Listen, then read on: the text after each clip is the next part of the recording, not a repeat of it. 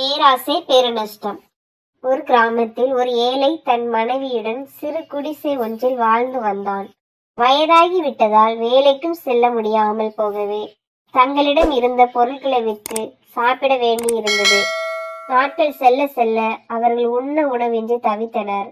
இந்நிலையில் அவன் ஆண்டவனை நோக்கி, இறைவா, எங்களை ஏன் இப்படி படைத்தாய்? இது இப்படியே நீடித்தால் வறுமை தாங்காது.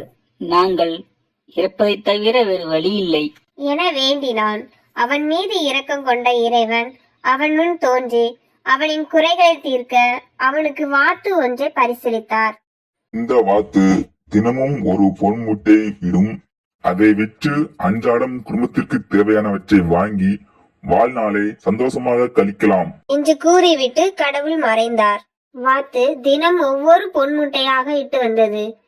அவர்கள் அந்த முட்டையை விற்று தங்களுக்கு தேவையான பொருட்களை வாங்கி கொண்டு வாழ்க்கையை அமோகமாக வாழ்ந்து வந்தனர்.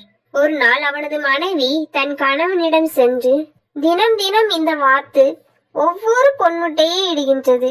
இப்படியே இருந்தால் நாம் எப்படி பெரிய பணக்காரர் ஆவது என்று சொல்லி, இந்த வாத்தின் வயிற்றில் இருக்கும் எல்லா முட்டைகளையும் நாம் எடுத்தால் அதை விற்று பெரிய பணக்காரர் ஆகிவிடலாம் என்று ஒரு யோசனை கூறினாள். இதை கேட்டு அவனுக்கு அது சரி எனப்பட்டது.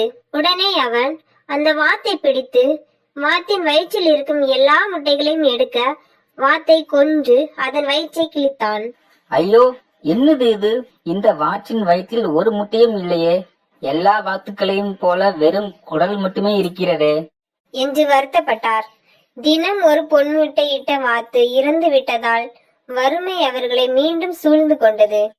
தங்கள் பேராசையே பெரும் தரித்திரத்தை தந்தது என மனம் வருந்தி ஏழ்மையாகவே வாழ்ந்து உண்ண உணவின்றி இறந்தனர். நீதி: ஆசை அளவுக்கு மிஞ்சினா அது பேராசை. பேராசை பெரும் நஷ்டத்தையும் கஷ்டத்தையும் தரும். பேராசை பெரும் நஷ்டம்.